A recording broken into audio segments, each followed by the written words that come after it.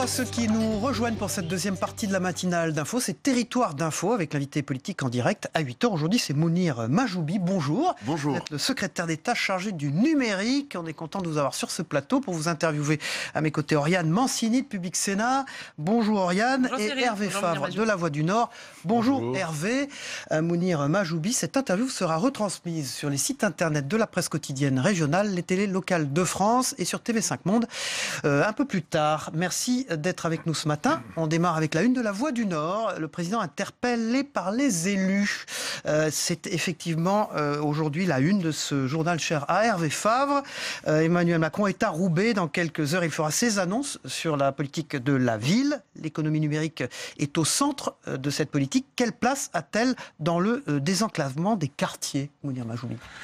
Elle en a plusieurs. Ce qui est essentiel dans les annonces qu'a pu faire le président hier... Déjà, vous n'y êtes pas ce matin là-bas. Je n'y suis pas, je suis ici. Il y a de nombreux ministres qui y sont parce que le numérique, c'est une des briques. Et dans les briques majeures, il y a cette idée qu'une des priorités, c'est le travail. Alors, merci d'être ici, déjà. Merci à vous. Le travail. La lutte contre les discriminations, la création de nouvelles opportunités avec les emplois francs, la sécurité, avec une mobilisation des moyens de la nouvelle police de proximité. Et ça va être des éléments qui vont être majeurs. Et puis après, il y a la question du logement. Et quand on demande aux habitants des quartiers populaires, et je le sais, puisque je suis député d'un quartier populaire avec plusieurs quartiers prioritaires, les grands sujets, c'est le logement, l'école, l'emploi, la sécurité. Et ben c'est ces 4 sujets-là qui ont été abordés hier à Clichy, qui vont être réabordés aujourd'hui à Roubaix. Et ça, c'est un des éléments importants. Et alors, l'emploi, justement, moi je me souviens de Jean-Louis Borloo, ancien ministre de la Ville, qui était bien connu dans la région et qui disait dans ces quartiers, il y a des pépites. Bon, il faut les faire, il faut les trouver, et puis il faut les encourager. Et comment l'économie numérique, justement, peut-elle contribuer à faire décoller ces quartiers? Parce que les emplois francs, c'est bien beau, mais c'est pas très nouveau comme recette. Les numériques, et pour moi, c'est mon apport à cette politique sur les quartiers, il peut jouer à 2 niveaux. Le premier, c'est qu'il y a des pépites entrepreneuriales. Mais tout le monde n'est pas entrepreneur. Mais il y a les pépites entrepreneuriales. C'est pour ça qu'on a décidé de doubler l'action autour de French Tech Diversité. Et c'est pas qu'une politique sociale. French Tech Diversité, c'est de dire, on a des entreprises qui pourront devenir des géants, qui pourront devenir hyper compétitives et qui peuvent venir des quartiers populaires. Aujourd'hui, quand on regarde les entrepreneurs du numérique, c'est très majoritairement des hommes. On n'a qu'une seule femme, un entrepreneur sur 10 qui est une femme, et c'est très majoritairement des personnes issues de métropole CSP+. Donc un des enjeux qu'on a aujourd'hui, c'est de diversifier le vivier. Donc ça, c'est un des premiers axes. Comment dans les quartiers on fait émerger les entrepreneurs? Mais le numérique, c'est aussi très important pour tous les autres. C'est-à-dire que les compétences du numérique et les métiers du numérique, ce qui est fantastique avec le numérique, c'est qu'il n'y a pas d'insider. Il n'y a pas des gens qui sont déjà en place qui empêcheraient une nouvelle génération de rentrer. Au contraire, tous les métiers du numérique ouvrent les bras et demandent à tous ceux qui sont disponibles de se former pour les rejoindre. On est en train de lancer avec Madame Pénicaud et en train de travailler très fort dessus, le plus tôt possible, dès le début de l'année 2018, la capacité à multiplier l'offre de formation sur les formations courtes pour les Bac+1 du numérique, les assistants techniciens. Est-ce que le problème n'est pas que dès qu'un jeune réussit, monte son entreprise, une start-up, il a tendance à quitter ses quartiers finalement et à partir ailleurs? Alors oui et non, parce que c'est quelque chose qu'on dit depuis toujours, y compris pour la ruralité, y compris pour les villes plus petites, où il y a cette trajectoire. Mais si on regarde aujourd'hui ce qui se passe avec la nouvelle French Tech, avec les nouveaux emplois du numérique, si on regarde la cybersécurité par exemple, les emplois sont très bien répartis sur le territoire. Si on regarde les nouveaux emplois, les nouvelles formations de la grande école du numérique, elle est très bien répartie sur le territoire. Et moi j'essaye de tout faire pour que les métropoles French Tech, elles soient aussi des hubs pour ceux qui veulent rester dans la ruralité ou dans les quartiers populaires. Mounir Mahjoubi, hier, la France célébrait le 2e anniversaire des attentats du 13 novembre. A-t-on tiré les bonnes leçons de ce qu'il s'est passé il y a 2 ans? On ne peut pas évaluer s'il y a eu des bonnes ou des mauvaises leçons. C'est sûr que la grande question qu'on a eu à se poser, c'était comment notre société est capable d'être résiliente et de répondre aux risques qui maintenant devient permanent et majeur. Vous l'avez vu. Et a-t-on les moyens de lutter contre le terrorisme? Et quelles sont les nouvelles façons qui ne sont pas que les moyens de lutter contre le terrorisme? Lutter contre le terrorisme, c'est 2 choses. C'est mobiliser les moyens. C'est pour ça qu'une des premières lois sur lesquelles on a travaillé, qui a mis du temps et qui est arrivée, qui a permis de mettre fin à l'état d'urgence. Puis le deuxième, c'est le terrorisme. Vous le savez, il y a un grand volet numérique qui est très complexe, qui est celui de la radicalisation en ligne, qui est celui de la propagation des contenus qui incitent au comportement violent, qui incitent au comportement d'extrémisation. Et ben, aujourd'hui, on a eu un groupe de travail international avec plusieurs pays, avec les grands opérateurs des plateformes. Hier, je le disais, sur la violence en ligne et sur le harcèlement en ligne, on a du mal à discuter, ou on trouve que c'est pas encore au niveau de la part des plateformes. Mais sur les contenus terroristes, elles ont fait leur part de travail. Mais il faut qu'elles aillent encore plus loin, mais elles ont fait une grande part du travail. Est-ce que les mesures, donc le nouveau plan national de lutte contre la radicalisation en décembre d'Emmanuel Macron va contenir de nouvelles mesures, des choses nouvelles contre la radicalisation sur Internet et sur les réseaux sociaux? Est-ce qu'il va y avoir des choses nouvelles qu'on ne connaît pas encore? Oui, il y aura des choses nouvelles, mais je vous en parle pas aujourd'hui. Je laisserai le président en parler, le ministre de l'Intérieur. Mais la philosophie, c'est d'ouvrir à la diversité Donnez-nous des pistes, quand même. à la diversité des types d'actions possibles. Ce que je vous disais tout à l'heure, c'est qu'il n'y a pas qu'une seule façon de lutter. Il faut qu'on puisse tester des choses. Il faut qu'on soit plus ouvert, à la fois dans la façon de détecter, dans la façon d'orienter, dans la façon d'accompagner. Avant de passer aux réseaux sociaux, vous le savez que l'apologie du terrorisme passe beaucoup par Internet. Comment on fait pour lutter contre ça? Comment on empêche, cette apologie, et deux, comment on empêche des jeunes de se radicaliser sur Internet? On ne pourra jamais empêcher un qui a déjà décidé d'y aller complètement. Ce qu'on peut empêcher, c'est un qui doute, de le laisser être confronté à de très nombreux contenus qui vont l'amener vers une voie de radicalisation. La personne qui est déjà radicalisée, soit à cause de son contexte familial ou son contexte de proximité, ou qui a déjà fait une grande partie du chemin, celui-là, il va falloir mobiliser, mais là, ce sera le renseignement, la police, l'investissement massif de nos forces de sécurité pour l'empêcher d'aller plus loin. Moi, ce que je veux, c'est que celui de 12 ans, 13 ans, qui doute encore, qui tombe sur un contenu, il ne puisse pas tomber sur une dizaine de contenus, une centaine de contenus. Et en fait, l'enjeu, toute la négociation qu'on a avec les plateformes, c'est la vitesse. C'est-à-dire qu'aujourd'hui, quand il y a un contenu qui est mis en ligne, nos services arrivent à l'identifier en quelques minutes, quelques dizaines de minutes. Ensuite, on demande à ces plateformes de tout faire pour empêcher leur propagation et de les retirer. Sauf que avant, c'était pas en quelques heures, c'était en quelques jours. Puis on a descendu à 48 heures, puis à 24 heures, puis maintenant on est à 2 heures. Là, l'objectif, c'est qu'on aimerait que ces plateformes arrivent à s'engager à la quelques minutes, voire 1 heure. Parce que quand on supprime un contenu dans la première heure, on empêche un élément qui s'appelle le reposting. Et le reposting, c'est ce qui fait qu'au bout d'1 heure, en fait, il est insupprimable, votre contenu, parce qu'il a déjà été reposté 1 millier de fois partout sur Internet. Alors que quand on arrive à le tuer très vite, alors on limite sa propagation de façon très forte. Hervé Favre. La radicalisation, ça passe aussi par les réseaux sociaux, par Twitter et autres, qui sont devenus des espèces de déversoirs de messages haineux. On a vu les menaces contre Charlie Hebdo après la une sur Tariq Ramadan. Le gouvernement promet des sanctions contre les auteurs, mais est-ce qu'on n'est pas complètement désarmé par rapport à ça? On a l'impression que ces réseaux sont devenus un peu une zone de non-droit, où on peut dire ce qu'on veut sous le couvert de l'anonymat. Comment on change ça? 2 choses. La première, c'est il faut qu'on soit capable, et le droit nous permet aujourd'hui beaucoup. C'est-à-dire que s'il y a une plainte, qu'une enquête, après une enquête, on peut demander aux opérateurs de donner les éléments qui permettent l'identification des personnes et qui permettent ensuite de juger, de condamner. Le problème, c'est que vous voyez toutes les étapes que je viens de vous donner, c'est long. C'est long et puis il faut une personne qui décide d'aller jusqu'au bout. Mais là, vu les niveaux des menaces qu'il y a pu avoir sur certaines personnes, et notamment vis-à-vis de journalistes, j'espère qu'il y aura des plaintes déposées, j'espère qu'il y aura des enquêtes qui iront jusqu'au bout. Mais ce sont des menaces anonymes, Mounir Majoubi. Est-ce qu'il faut mettre fin à l'anonymat sur Twitter? Elles sont anonymes au premier enjeu, mais sur réquisition judiciaire, vous pouvez demander à Facebook ou à Twitter quelle était l'adresse IP de ce compte qui a insulté ce jour-là. Ensuite, demander à l'opérateur qui était la personne. Vous voyez que c'est une enquête qui peut être un peu longue. Comment? Ils coopèrent? Sur réquisition judiciaire, ils coopèrent tous très bien. Est-ce que le fond du problème n'est pas que ces plateformes, ces Twitter et autres, sont considérés comme des simples hébergeurs et non pas comme des éditeurs? C'est-à-dire qu'ils peuvent se retirer de leurs responsabilités. En fait, il y a 2 éléments de responsabilité. Le premier qu'on vient d'aborder, c'est celui sur la responsabilité personnelle de la personne qui a émis les insultes. Mais aujourd'hui, comme ils sont très nombreux et que parfois les effets sont extrêmement dangereux, entre les deux, il y en a un qui a une autre responsabilité, c'est celui qui fait plateforme. Et aujourd'hui, cette plateforme, elle a le statut d'hébergeur. Le statut d'hébergeur, c'est pas un statut sans responsabilité. C'est un statut qui dit, quand on a identifié une menace et qu'on lui a signifié, on lui demande de le supprimer. Le droit français prévoit ça depuis 2004. Le droit allemand, de la même manière, l'ordre fait, ou le signalement fait, contraignant pour la plateforme pour l'obliger à supprimer. La loi de 2004 est encore pertinente parce que 2004, c'est l'ancien monde pour vous. C'est l'ancien monde pour moi, j'étais pas encore complètement fini. La question, je parlais des études, la question est de se dire, est-ce que la loi de 2004, telle qu'elle est interprétée par les juges aujourd'hui, permet de mettre la pression suffisante à ces plateformes. Ce que la loi allemande dit, et qui est assez intelligente, c'est de dire il y a des plateformes qui n'ont pas le même rôle que les autres. Quand on a plus de 2 millions d'utilisateurs sur un pays, on a un rôle de propagation particulièrement majeur, et donc on a une responsabilité majeure. Mais la loi allemande, elle prévoit surtout des amendes qui peuvent aller jusqu'à 50 millions d'euros. Est-ce que c'est vers cette voie que vous vous dirigez ? Aujourd'hui, on est dans une réflexion en mode scénario, c'est-à-dire qu'on envisage tous les scénarios possibles, on les discute avec nos administrations. C'est un travail commun qu'on fait à la fois avec les services du Premier ministre, avec Madame Belloubet, mes services à moi, Madame Schiappa, tous ceux qui ont eu à travailler sur ces sujets ces dernières semaines, et on va faire des propositions très bientôt. Mais quid des pays qui sont très éloignés de la France, sur lesquels les juridictions dont vous parlez n'ont pas de prise?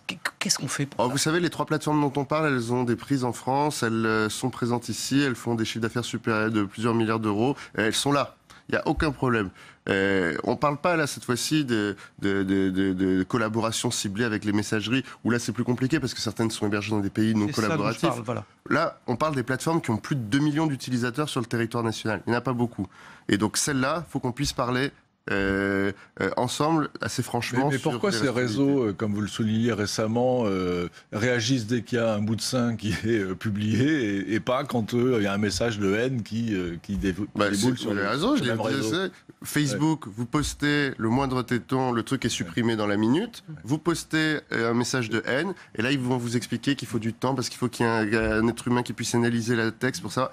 Bon, c'est pour ça qu'il y a 2 poids 2 mesures. C'est qui vos interlocuteurs d'ailleurs? Vous parlez avec qui quand vous parlez des GAFA comme ça? Quand on parle avec les GAFA, on a plusieurs interlocuteurs, mais on peut parler à la Direction Générale Mondiale de ces opérateurs quand c'est des éléments essentiels. Par exemple, les négociations sur la lutte contre le terrorisme, on les a fait avec les dirigeants mondiaux de ces plateformes. Sur les sujets nationaux... États-Unis donc. Comment? Aux États-Unis. C'était notamment dans le cadre de l'AG de l'ONU, donc ils étaient présents. Sur les sujets nationaux et européens, on a des interlocuteurs à la fois en France en Nord, mais aussi avec les dirigeants, parce qu'il n'y a rien de pire de discuter avec eux et qu'on vous dise on va voir ça avec les Américains et on vous dit.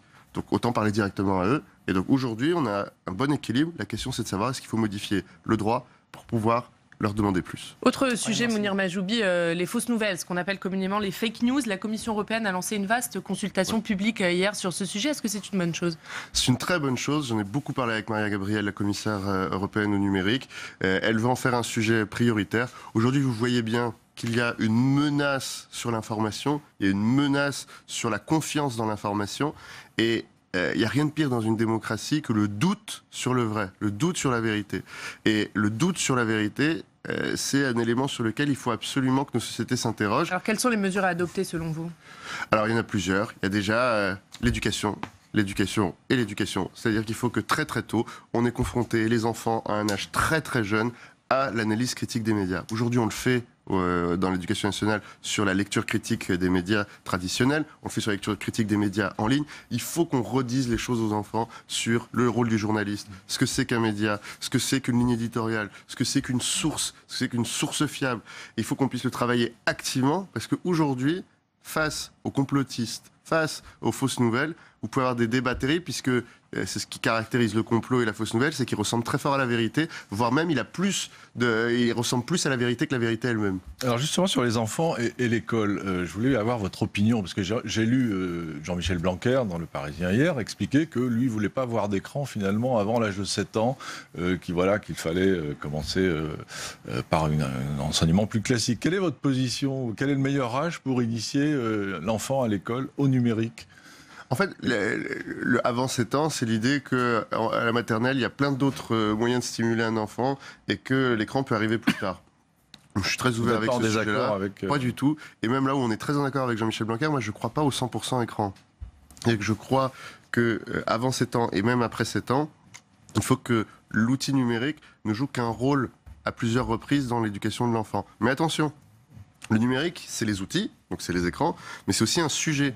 Et on peut parler du numérique sans être sur un écran. On peut parler des théories, on peut parler de l'analyse critique des médias, on peut parler même de ce que c'est le fonctionnement du numérique. C'est-à-dire que moi, ce que je rêve, c'est qu'un enfant ne regarde pas l'écran en disant que tout se passe dans l'écran. Quand on regarde un écran, il faut imaginer le serveur, les données, la circulation, les réseaux, comment ça circule. Ça, il n'y a pas besoin de l'écran pour le ressentir et le comprendre. Il y a un problème en France, Mounir Majoubi, ce sont ce qu'on appelle les zones blanches, les zones qui ne sont pas couvertes. Est-ce que ça accentue, selon vous, la fracture territoriale? Il y a 2 choses qui accentuent la fracture numérique territoriale. Les réseaux et les usages. C'est pour ça que dès qu'on a formé ce gouvernement, on a souhaité donner 2 priorités sur l'inclusion numérique. La première, c'est celle des réseaux mobiles et des réseaux haut débit et très haut débit. Et la deuxième, c'est celle de l'inclusion numérique sur les usages. Sur le réseau mobile, aujourd'hui, vous savez, on est en train de conclure un cycle qui a démarré au mois de juillet. On a discuté façon ferme avec les opérateurs pour leur rappeler les exigences des Français, leur dire quel était l'état actuel de l'utilisation d'Internet sur le territoire et de l'état des réseaux sur le territoire. Ils ont pris des engagements. Aujourd'hui, ces engagements sont en train d'être discutés entre eux et le régulateur qui est l'ARCEP, et sur lesquels j'espère voir des conclusions dans les prochaines semaines. Sur le haut débit et très haut débit, on a rappelé des objectifs. 2020, le haut débit partout pour tous les locaux, c'est-à-dire pour tous les particuliers, toutes les entreprises, et très haut débit dès 2022. Et là, aujourd'hui, on voit, avec la mise en place des différents réseaux, qu'on va y arriver. Et on a une grande confiance sur le sujet. Et le plus important, c'est quand même pour moi les usages. Les 13 millions de Français qui ne savent pas utiliser le numérique. Voilà, il y a 20% effectivement de la population qui est à l'écart. Et comment on fait pour passer à l'administration en ligne, puisque c'est aussi une de vos priorités. Vous avez raison de le dire. Comment je peux dire d'un côté, on va faire 100% d'administration en ligne, si de l'autre côté, on ne s'est pas occupé des 13 millions de Français qui ne savent pas utiliser. Donc c'est pour ça que pour moi, c'est tout aussi important que le réseau. C'est comment on accompagne ces Français qui ne savent pas utiliser le numérique.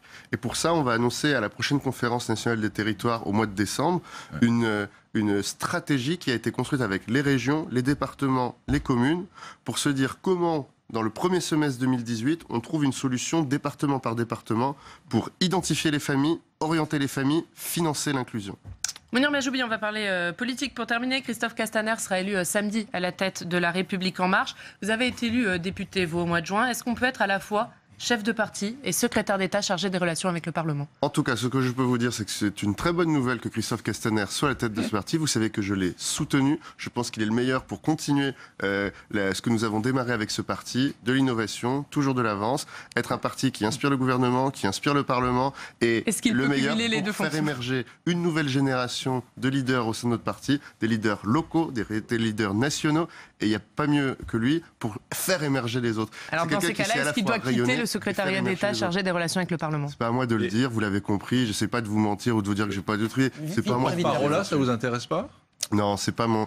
Je ne suis pas candidat, et vous avez vu qu'en tant que secrétaire d'État au numérique, j'ai déjà beaucoup à faire avec tous ces sujets. Mounir Majoubi, merci d'avoir été notre invité. Une dernière question, vous êtes passé de la vie d'entrepreneur, de la vie de syndicaliste, CFDT, au Parti Socialiste, à 18 ans, à ministre. Faites-nous part de votre expérience gouvernementale en quelques secondes. En quelques secondes, vous parlez des 6 derniers mois. Ce que je peux vous dire, c'est que c'est une joie incroyable que d'être à l'avant-poste de la transformation. C'était prévu ça dans votre parcours? C'était pas prévu, parce que je venais d'avoir créé une boîte qui fonctionnait plutôt bien et j'ai dû disparaître du jour au lendemain. Mais c'est une joie infinie de se dire que je suis là au premier rang de ceux qui sont en train de transformer la France sur un sujet sur lequel je travaille depuis près de 20 ans et qui me passionne, qui est le numérique. Vous le devez à Emmanuel Macron, ça? Et ça, je le dois à Emmanuel Macron. Et c'est pour ça que je suis très heureux d'avoir fait sa rencontre à un moment dans ma vie et de l'avoir soutenu. Et je suis heureux de ce qu'on est en train de faire aujourd'hui, qui est de transformer la France. Et avec Christophe Castaner. Merci Mounir Majoubi, secrétaire d'État chargé du numérique, d'avoir été l'invité de Territoire d'Info ce matin. On passe au débrief de vos propos dans un instant. Merci. Bonne journée.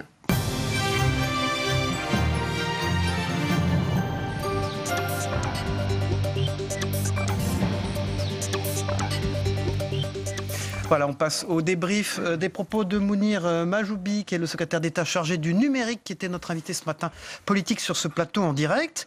Je réaccueille Jean-Michel Elvig de La République des Pyrénées, qui était présent dans la première partie de cette matinale d'info, ainsi que Guillaume Doyen de la Gazette des communes, des départements et des régions. On démarre tout de suite avec le déplacement d'Emmanuel Macron dans le Nord, à Roubaix. Dans quelques heures, il fera ses annonces sur la politique de la ville.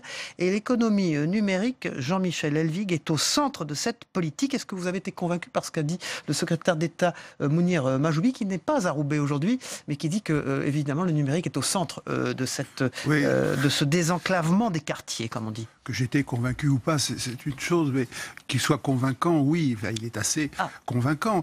C'est quelqu'un qui est une nouvelle génération politique qui s'exprime de façon beaucoup plus claire, peut-être sans oublier non plus d'avoir recours aux vieux codes anciens quand on leur demande des questions plus politiques du genre est-ce que la compatibilité du porte-parole du gouvernement et la présidence ou la délégation générale de son parti. Là, il retrouve la vieille langue de bois. Vous êtes injuste, mais c'est pas moi de le dire. Ce qui est oui, logique. Mais si vous voulez, ce qui me gêne, c'est il annonce un certain nombre de choses qui sont tout à fait convaincante. Mais il y a 3 ans, 4 ans, 5 ans, sa prédécesseur, c'était Fleur Pellerin, on pourrait en citer d'autres, le nom de Fleur Pellerin me vient en tête, a déjà annoncé un certain nombre de choses, y compris d'ailleurs, alors dans d'autres domaines, sur la question des emplois francs, des zones franches, il y a eu déjà des annonces de ce type qui à chaque fois devaient fixer de nouveaux horizons. Mais le bilan de ça, pour qu'est-ce qui a marché, qu'est-ce qui n'a pas marché, ça n'est jamais fait. Mais on pourrait trouver d'autres exemples dans d'autres secteurs d'activité. Ces bilans, mais critiques au bon sens, au sens positif, pas le côté je m'abrite derrière l'inventaire. Non, ça n'est jamais fait, c'est cette évaluation. Guillaume Doyen. Quand même, si on parle de la couverture du territoire en haut débit, en mobile, on sait. Les chiffres sont pas très bons d'ailleurs, mais on sait comment ça progresse. On sait comment ça progresse. Là, on a constaté que ça progressait pas assez vite depuis des années. Là-dessus, tout le monde est d'accord. Il y a encore trop de zones blanches. Le président a fixé un cap. On verra. Il dit, lui, qu'il a négocié avec, pour le réseau mobile avec les opérateurs qui doivent tenir des engagements. Il l'a dit sur ce plateau tout à l'heure. Il faut les contraindre à les tenir, en effet, et pour le réseau mobile et pour le très haut débit. Mais cela dit, les dates ont été fixées, 2020 et 2021. En tout cas, Macron avait dit, ce sera avant la fin de mon quinquennat. Donc ça doit être fait. Là, on a vraiment des échéances qu'on connaît maintenant. Donc on pourra en juger. C'est vrai qu'il y avait peut-être un manque. On parlait, et puis il n'y avait pas de bilan au final. Mais là, maintenant, on va pouvoir en parler. Puis deuxième chose qui est étonnante, c'est qu'au fond, ce secrétaire d'État au numérique, c'est bon, convaincant, c'est vrai. La tâche qu'il a, le rôle qu'il a dans le gouvernement est extrêmement important. Ce n'est qu'un secrétaire d'État, entre guillemets, mais c'est extrêmement important. C'était le cas de sa prédécesseur. En effet, mais là, on se rend compte du poids qu'il va avoir dans toute la numérisation de toutes les administrations. Ce qui veut dire, il l'a rappelé, qu'il faut aussi éduquer tous les Français. Comme vous êtes un spécialiste des élus, justement, les élus, là, ils y sont prêts ? Ah oui, ils y vont. Ils y vont, mais il leur faut aussi des moyens pour y aller, si vous voulez, pour numériser toute une administration, pour apprendre à tous les personnels à le faire. Mais déjà, ils ont beaucoup progressé. On l'a vu sur le permis de conduire, sur les cartes grises, tout ça, ça fonctionne c'est pour déjà. L'administration de l'État, mais aussi pour les administrations locales. Ils font aussi plein de choses pour les marchés publics. C'est beaucoup plus simple aujourd'hui d'avoir, si vous voulez, vos actes de naissance, état civil. Tout ça, il y a plein de choses qui ont été faites. Ça ne va pas s'arrêter là, si vous voulez. Mais ils ont besoin de l'aide de l'État aussi pour trouver le bon logiciel, pour le déployer, pour avoir des formats compatibles, etc. Pour être formés, tant du point de vue des élus que des agents, etc. Mais tout ça, c'est des trucs, en réalité, extrêmement importants. Jean-Michel Elbig, là-dessus ? Oui, effectivement, beaucoup de choses sont faites, mais encore une fois, c'est ce qu'on demande à comprendre, c'est qu'est-ce qui marche et qu'est-ce qui ne marche pas. C'est souvent beaucoup plus instructif de savoir ce qui n'a pas marché de façon expérimentale,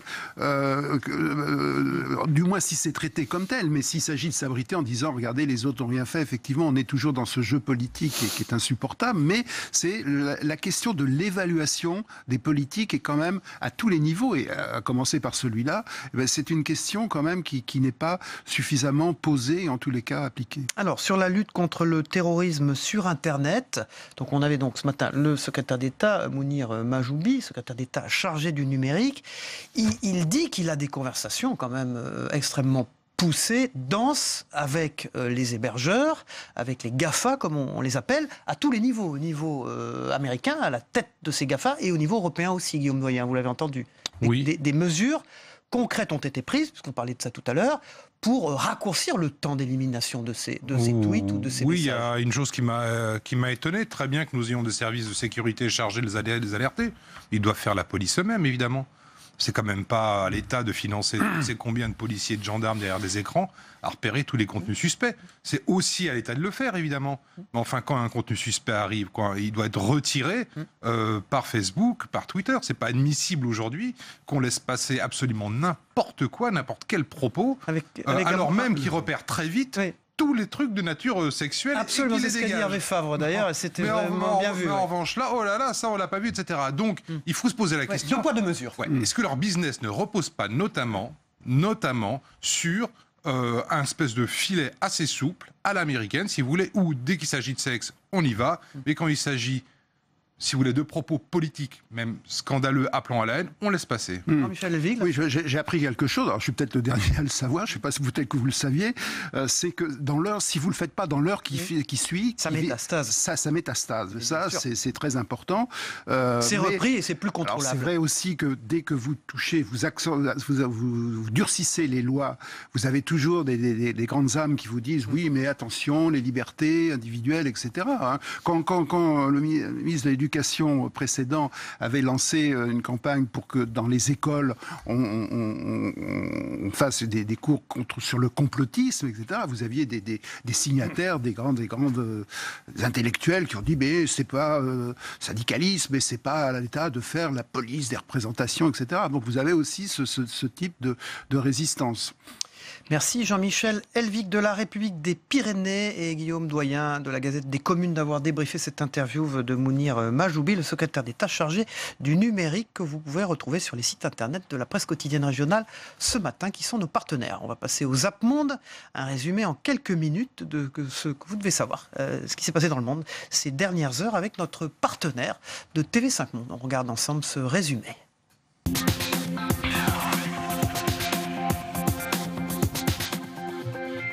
Fin septembre, Roy Moore caracolait encore fièrement sur son cheval dans sa région, l'Alabama. À 70 ans, marié, 4 enfants, l'ancien président de la Cour suprême de cet État décrochait l'investiture républicaine pour les sénatoriales du 12 décembre. Mais en quelques jours, pas moins de 5 femmes sont sorties de l'ombre pour accuser le candidat ultra-conservateur, champion de la droite religieuse, d'attouchement et même d'agression sexuelle. Il a commencé à serrer mon cou et à tenter d'amener ma tête de force vers son sexe. Et il m'a dit, je suis le procureur du comté d'Etowah. Si tu dis quoi que ce soit sur ce qui s'est passé, personne ne te croira. On appelle ce forum le Davos de la sécurité en Afrique. Ce sont surtout des discussions informelles, des rencontres de couloirs entre tout le Gotha du monde du renseignement et de la sécurité en Afrique. Ce matin, lors de la cérémonie d'ouverture, le président sénégalais Macky Sall, qui est l'hôte de ce sommet, s'est exprimé en présence des présidents maliens et rwandais. Le message est clair, la menace djihadiste s'est considérablement développée en Afrique de l'Ouest ces 2 dernières années. Mais dans la lutte contre le terrorisme, les progrès sont lents et les États ont du mal à mettre en place des solutions adaptées. Même si le président Maduro ne veut pas le reconnaître, l'économie de son pays, le Venezuela, est plombée par l'énorme dette publique estimée à 150 milliards de dollars. Caracas veut donc rééchelonner les remboursements, voire diminuer ou effacer les créances. Le président a réuni pour cela ses 414 créanciers à Caracas. Une brève réunion d'une demi-heure qui en appellera d'autres. Pour l'heure, aucun accord trouvé, alors que parallèlement, à New York, à l'ONU, un comité spécialisé traitait lui aussi d'un retard de paiement de Caracas, une démarche inacceptable selon le pouvoir vénézuélien. Nous sommes sur un chemin, nous ne sommes pas encore au bout du chemin, et le rappel de l'ONU est donc un cri d'alarme important que nous devons prendre en compte. Alors, dire aujourd'hui que la Belgique ou d'autres pays européens ou du monde entier ne seraient pas sur la bonne trajectoire, c'est aller un peu vite en besogne. Nous devons chaque fois réaffirmer notre ambition, nous devons chaque fois réaffirmer notre volonté de travailler ensemble, rectifier le tir à chaque fois sur le chemin qui nous mènera à vaincre le dérèglement climatique et à faire en sorte que nos efforts deviennent payants.